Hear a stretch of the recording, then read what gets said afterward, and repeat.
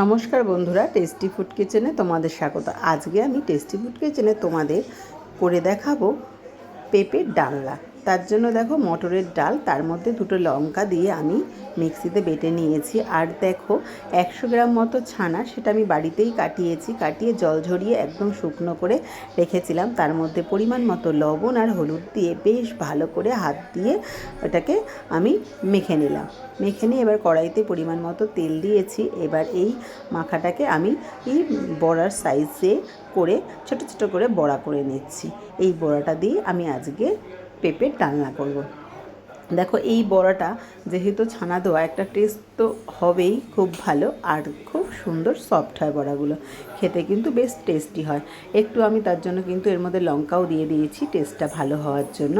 তো তোমরা কে কে বন্ধুরা পেঁপের ডালনা খেতে ভালোবাসো একটু জানিও। সাধারণত বাচ্চারা পেঁপে টেপে খেতে চায় না, তো তার জন্য ওদের যাতে ভালো লাগে তার জন্য একটু টেস্টি করার জন্য একটু ছানার বড়া করেই কিন্তু আমি পেঁপের ডালনাটা করি সচরাচর। আর পেঁপেটা ওই ঘষে একটা রেসিপি হয় সেটা করি। দেখো আমি এক এক করে এইভাবে বড়াগুলোকে ভেজে নিলাম।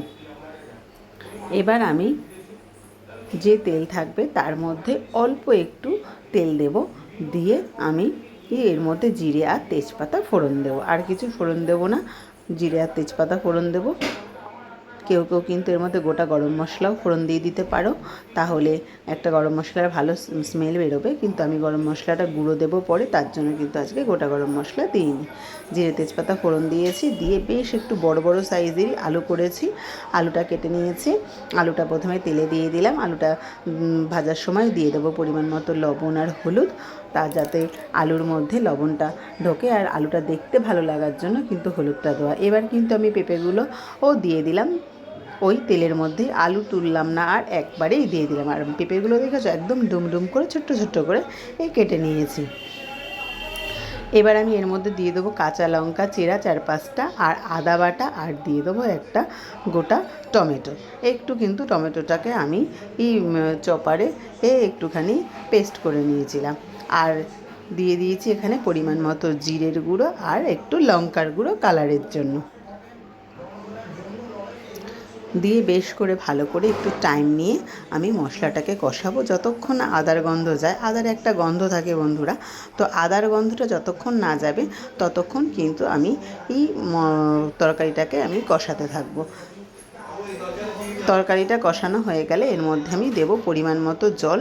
খুব বেশি জল দেব না, মানে তরকারিটা সেদ্ধ হওয়া যতটা, আর এটা যেহেতু ডালনা হবে ঝোল হবে না, তো গামাখা হবে, তার জন্য কিন্তু আমি জলটা খুব বেশি দেব না, পরিমাপ বুঝে দেব। এবার এটাকে চাপা দিয়ে বেশ কিছুক্ষণ 10 মিনিট মতো রান্না করে নেব।